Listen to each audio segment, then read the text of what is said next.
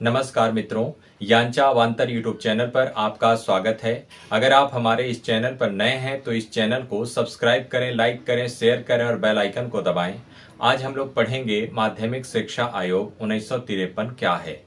स्वतंत्रता प्राप्ति के बाद भारत सरकार ने सबसे पहले 1948 ईस्वी में विश्वविद्यालय आयोग, जिसे राधाकृष्णन कमीशन कहा गया, का गठन किया।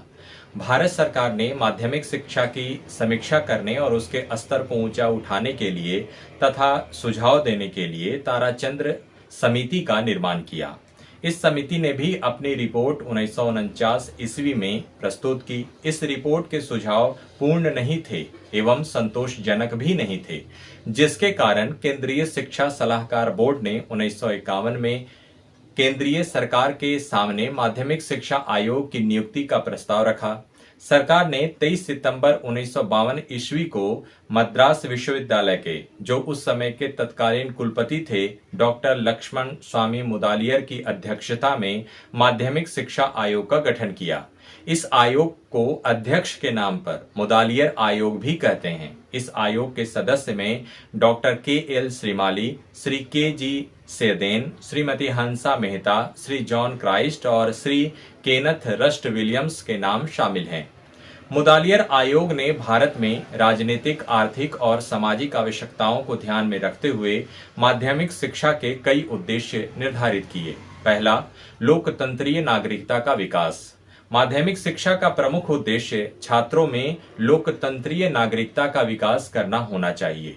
यह शिक्षा प्रत्येक व्यक्ति में सभी प्रकार के सामाजिक, आर्थिक और राजनीतिक विषयों पर स्वतंत्रता पूर्वक निर्णय लेने की क्षमता का विकास करने वाली होनी चाहिए। दूसरा, व्यावसायिक कुशलता में उन्नति। माध्यमिक शिक्षा का दूसरा उद्देश्य छात्रों में व्यावसायिक कुशलता का विकास करना होना चाहिए।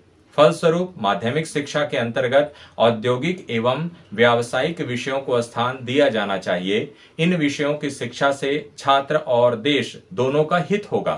छात्र अपनी शिक्षा समाप्त करके स्वतंत्रता पूर्वक किसी व्यवसाय में लग सकेंगे और उन्हें नौकरी खोजने के लिए इधर उधर भटकना नहीं होगा।